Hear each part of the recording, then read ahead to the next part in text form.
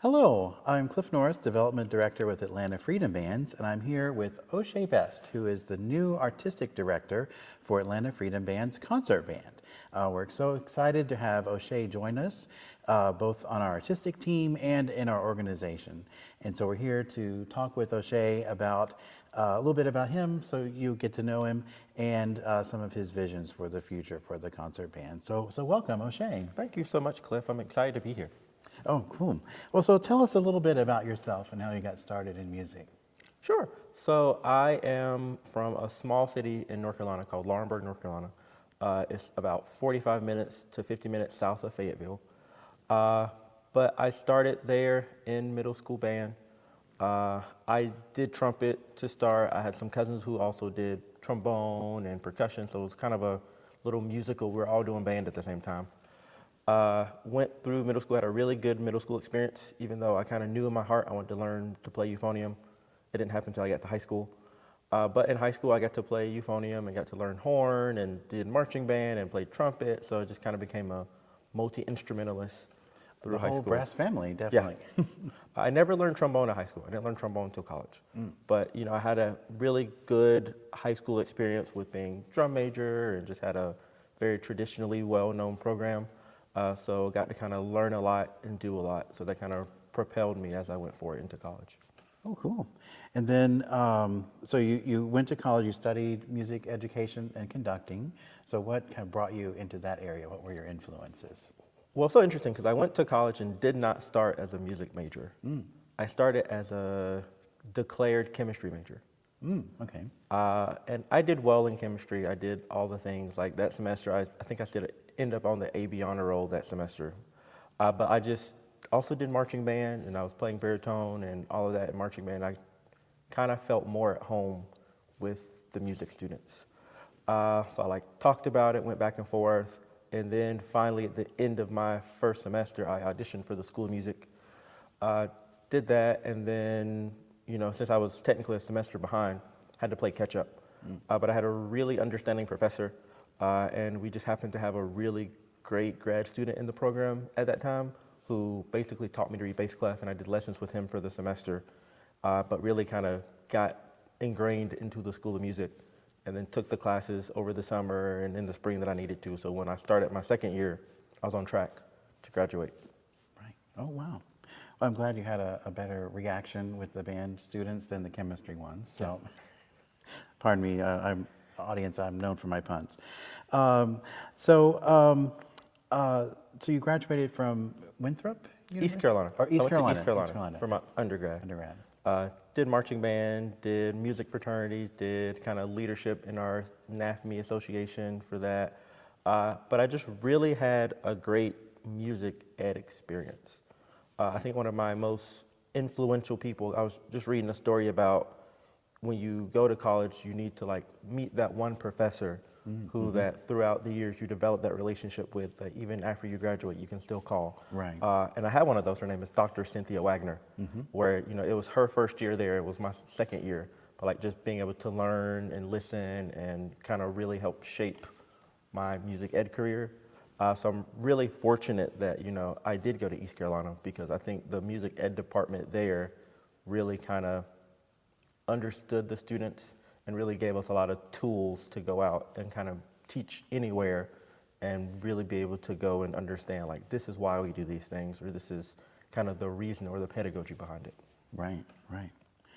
Well, since we're talking about music education, what would you say is your philosophy of music education? I would definitely say it's changed. I think, you know, philosophy should adapt to area and understanding. And I think right now, my philosophy really leans towards giving students a musical experience that is lifelong. Really helping them find, you know, yes, you might not want to go to school for music, that's great, but are you still a lifelong musician? That's what I think, you know, really makes this group itself so special, because you have people who aren't music majors, aren't musicians by work, but they still enjoy music. They've taken something they learned either by themselves or through middle school and high school, and it's still something they enjoy to do as kind of a stress relief or just a different environment. So I really think my philosophy of music education is to provide students with opportunities and experiences that make music lifelong for them. That really applies so much to AFB because we have musicians in their 60s and 70s who are still very active members, and they love, like, not only the old pieces they played before, but also the new pieces that we're kind of known for. So, all right, so you came to Atlanta, and now you're the head band director at Fayette County High School. So tell us a little bit about your program there. Sure, our program is very well known and established in this area. I think right now the marching band itself is hinting towards 65 years old, but the school itself is just at 100 years old. Oh, wow. So, we have this wonderful kind of little time lapse of, the school throughout all the decades. And for most of those, you see how the band was a prominent part of the school. When I look at our program, it really kind of envisions the area and how the area is changing. We have a lot of students who come to band, really enjoy what they do. They're leaders both in the classroom and outside the classroom. We have 3 concert ensembles, and we do color guard and winter guard, and we are lucky enough to we have our students every day. So we get the chance to see them every day for 50 to 53-minute classes. Oh, nice. But that really kind of builds that relationship with them because you're able to see them constantly. I really pride myself on being able to look at students and go, I can tell something's wrong with you, or I can tell there's something bothering you. Oh, no, it's not. I was like, I looked at you enough, I see you enough. You might not be ready to tell me what's wrong, but I can tell that there's something bothering your kind of body and your mind right now. But we'll circle back to it. So I'll definitely say, there I've kind of learned more. I mean, this is year 10, 12 teaching, but my second year doing high school. But they're just like middle school kids. They're just a little bit older, a little bit more independent, quote, independent. But, they still long for that belonging and sense of understanding that any level student wants. So I definitely say, this program is growing and is shaping, and I'm glad to be there because I think I'm also growing and kind of rethinking some of the things that we do and thinking the way that I do things to make sure it's applicable to the students and it still carries on the tradition of Fayette County High School. Right. I'm glad you mentioned about having that connection with your students because I think for so many students, the band room was a safe place among all the tumult of high school that can happen and so many things. But the band room was a shelter, a place that they could come and kind of put all that aside and just be themselves and relax for a bit. Sure. So tell us about like a memorable moment or concert that you've had with your students. I would definitely say our holiday concert last year. It was our first big concert, and our school does a winter concert, which is for our concert and symphonic band, and then we do a winter gala, which is with all the other fine art groups. But during the winter gala, it was our first big concert for our wind ensemble. But we did a piece by Julie Giroux that I have done before called "Oh Holy Night" with our choir teacher singing. But just being able to talk with the students through that piece and have them witnessed a trained singer singing with them and saying, here's how we work on balance and this, for me made it really special. Then having to share that and getting to share that with a colleague made it even more special. So that was something that I'm just for the first winter gala, this was a great start. Now how can we keep making these very special for the students in the community? Oh, that sounds exciting. So, so before moving to Atlanta, you were the Associate Artistic Director of the Charlotte Pride Band for 5 years. So what was that experience like? It was great. I went there right after leaving grad school. I went to the University of Wisconsin, had a wonderful experience there with my professor studying conducting and trombone and euphonium and orchestral conducting, so it was just very well-rounded. And then I moved back to Charlotte to teach middle school band. And I think it was one of those where I knew their previous assistant director, Cameron. So I knew him, so I heard about it, so I was familiar with it. And then I think I just went to a rehearsal or two and started talking to people, and they're like, "Oh, we're in a search for our artistic director, so our new assistant artistic director." And I said, "Oh, well, this is like fate. This is perfect timing." So I went and did the audition, did the interviews with them. We had like a kind of part of the audition was like leading a group through like a little parade or a little performance. But then after that, like getting to go and hang out with some of the members and just talk and get to know them and see them. It was very special. So I did spend 5 years there. I mean, I helped navigate the COVID through that. Very difficult time. It was. I mean, it's one of those things where, you really take for granted how much you enjoy just being around a group of people, even if it's for just 2 hours a week, 2.5 hours. But I did get to do a lot with like working with helping make us, we did like a virtual concert and a video and like working with that and helping get all that together. And then as, we came out of there, just kind of seeing like the recommitment to just what is normal and like the enjoyment. I mean, we kind of changed things with how our ensemble set up. We were very fortunate to have a really great rehearsal location. And then our ensemble started growing throughout. And, you had your people who were there the whole time. But every concert or two, you'd get, oh, here's 4 more new people, or here's 5. So I think by the time I left, like the trombone section was up to like 14 people. And you're just looking, you're just like, I remember there was maybe 4 or 5, and I had to play. Now there's 2.5 times I have to say trombone plays officer. But it was great. I mean, I think we really made some strides musically while I was there. I mean, I've got to hear them this past summer. They're still doing that. We really got to bring in some new music. I know that was something that our board president at the time, Ron, was very big on, is how can we make sure we're living up to our mission of diversity and inclusion through our music. So we got to a point where, every concert had to have, I think it's like 60% music had to come from diverse and inclusive composers, just to really push out the message of this is what we're here for. This is how, we're writing these grants, we're getting funding for these grants to really put out LGBT music, and this is what we're doing. Right.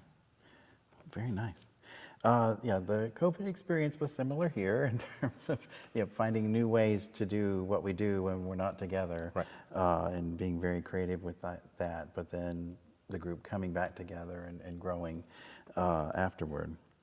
So, so speaking of growing, so when the position of AFB's artistic director for the concert band became open, what motivated you to apply?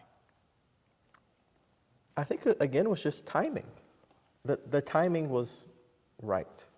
I just moved here, that July to October time is just busy as a high school director. And I saw the ads and I saw it and I said, okay, well, I know people who know about people in the Atlanta Freedom Band. So I came to the December concert, last December.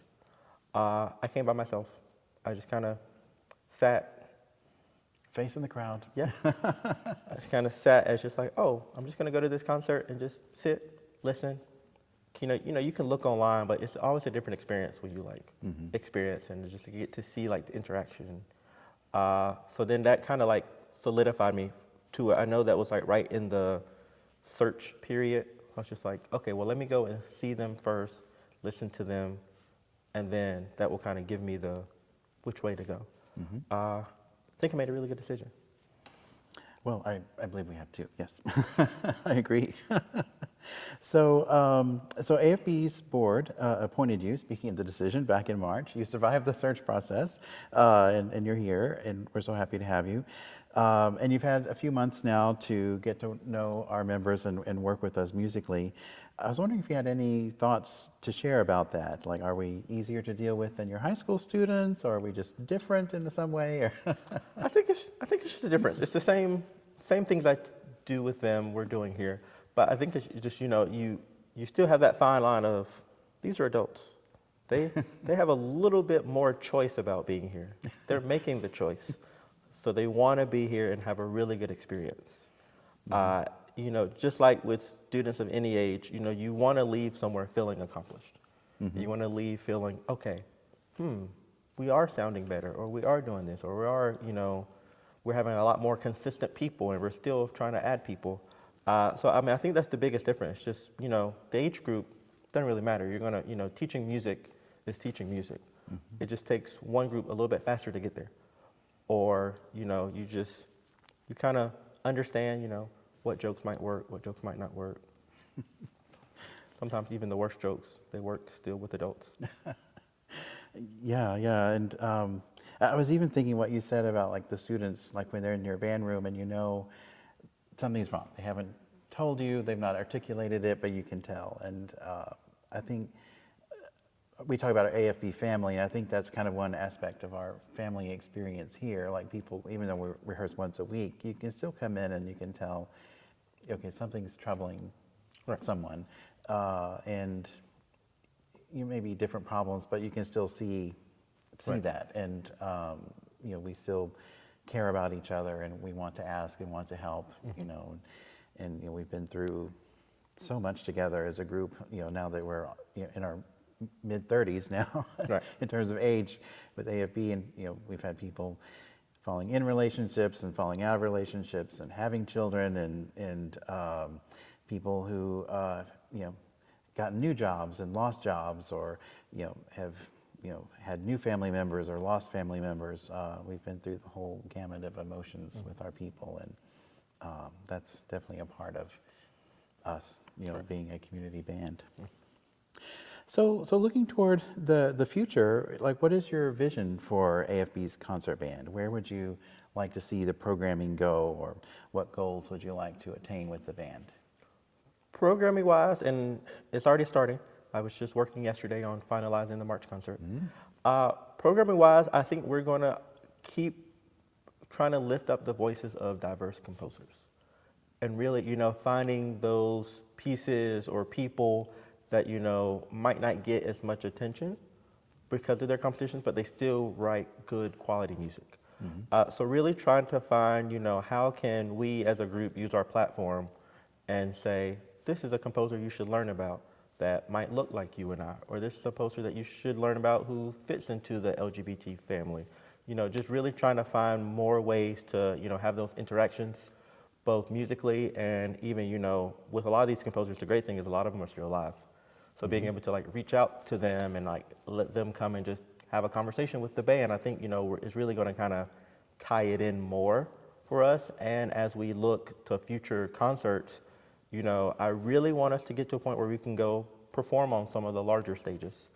Ideally, I would love for us to be a group that gets invited to play at GMEA. It's statewide, but I think that would be a good kind of goal for us, because, they've had other community groups, but I don't know if they've had community groups like ours that have been there to say, we can still produce quality music. We do this in a week. We meet once a week, but we still have a lot of great musicians who also play in some of the other community bands in the area. So I think that would be a good kind of 2 to 3 year goal for us, to say, let's get to a point where we can start applying for this and, kind of be that invited group for people to come and listen to. Oh yeah, yeah, and I think that's one of the really unique things about AFB, because we're really in tune with new music. We love new composers, and like I said, with living composers, it's really fun to email them sometimes and say, we had a question about this in rehearsal. What do you think? And get an answer. Right. And then even local composers, having them come to rehearsal. I get a lot from it. I hope the others do as well, but it's something that I really enjoy.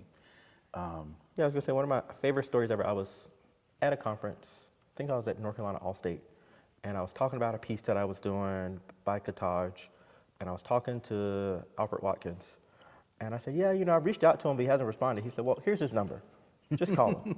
I'll just give you his number. Just call him. He'll answer. Okay. And then he finally did respond. Oh, cool. And for our audience, so O'Shea mentioned the GMEA, that's the Georgia Music Educators Association. They're the statewide group, obviously, for music educators. They handle band, orchestra, chorus, like all those types of things that happen in schools. And they have an annual convention. And part of that convention is a whole series of concerts by groups of of all different ranges, not only school groups, but they do have community groups come in. So that would be quite a thing. When you said that, it's like, well, they've never had someone like us before. So I think that would be an interesting commitment to their diversity, to have a group like us come. And that kind of leads into my next question a little bit. So what roles do you see AFB and the concert band playing in our city's LGBTQ plus community and the larger community? I definitely see the concert band being that it can be a beacon where, if we can get ourselves in those positions where it's like, oh, we want this for this gala, or we want this for this group. I want us to get to a point where we're who they come and ask for. When we're doing, some of these large city of Atlanta events or et cetera, like when they want live music, can we be an option?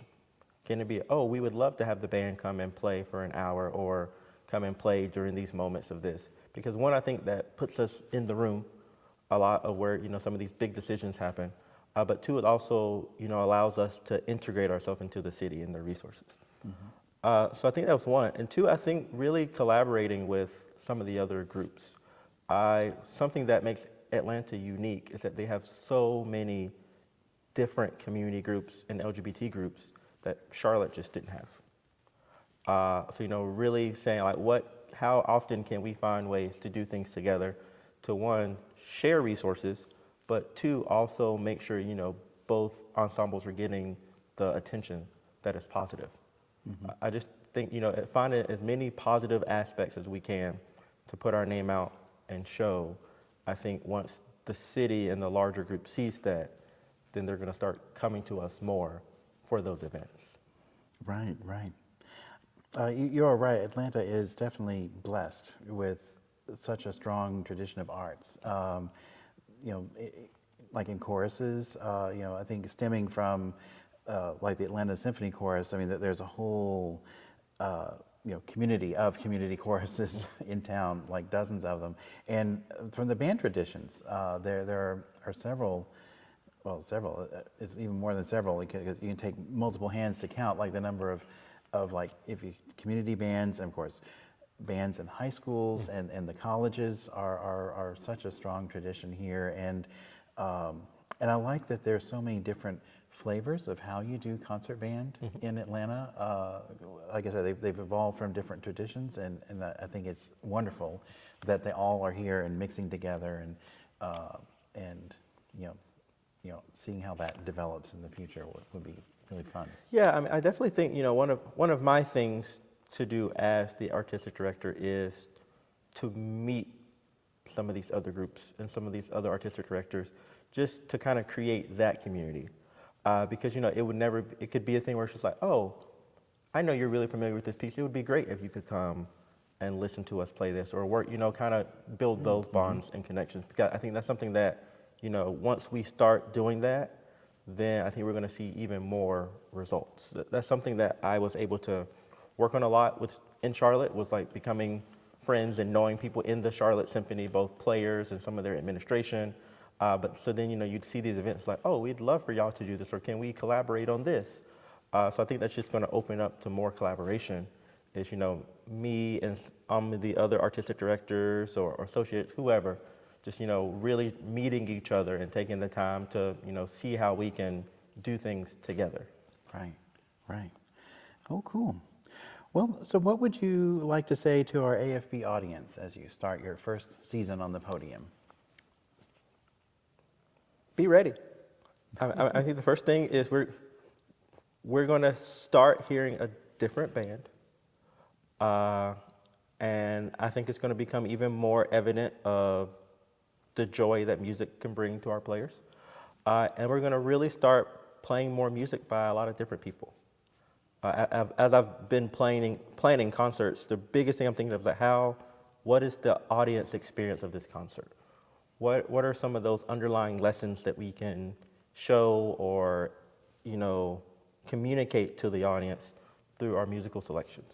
Mm-hmm. Looking ahead to this Georgia concert, I was just looking last night, and of that concert, like 70% of it is diverse. And maybe 6 of the composers are from Georgia. So really, trying to say that, like this package that we're showing for this performance is going to be multidimensional, where, the audience will have their own experience, both what they hear and what they see. And I think once we, weave the total idea together, we're going to see that audience just come to our concerts and are excited because they feel like they enjoy what they heard and they learn something. Right. Without it becoming, it's something that is manageable and digestible and is still enjoyable. Well, very cool. Well, as players, we are definitely looking forward to it. And so I'll echo your words. So audience, be ready. the AFB, the mighty AFB concert band is coming. This season, we're expecting our largest concert band ever, with over 90 members on stage for each of the concerts. And this season, we also have a season-wide theme called No Places Like Home. So each concert is celebrating a different aspect of home for us. So our December concert, the one that's coming up, is called Holidays on Peachtree Street. So we're celebrating Atlanta's favorite street with pieces that highlight the different landmarks. So we know you're going to have a lot of fun with that. That's coming on Saturday, December 20th, 7 p.m. at the church in Ponson Highland. And then the March concert that O'Shea just mentioned, is the next place we call home, our state of Georgia. It's called Georgia on Our Minds. Mark your calendar for March 21st. And that concert features music by Georgia composers, of which there are many, and music inspired by places in the history of our state. And then the last concert of the season will be on June 20th. This one takes place just 2 weeks before the semi-quincentennial, the 250th birthday of our country. It's titled Americans We, and this concert uses as its theme the sort of diverse tapestry of voices that make up our country. So we expect a wide variety of composers, a very interesting collection of music to celebrate this anniversary. We're also commissioning a new work for that concert by local composer Christopher Kyle Green. So we're looking forward to giving the world premiere of that, so you can be a part of the very first audience to experience that piece of music. So lots of excitement with our new artistic director, O'Shea Best, and we hope you can come to all the concerts. Thanks. Thank you.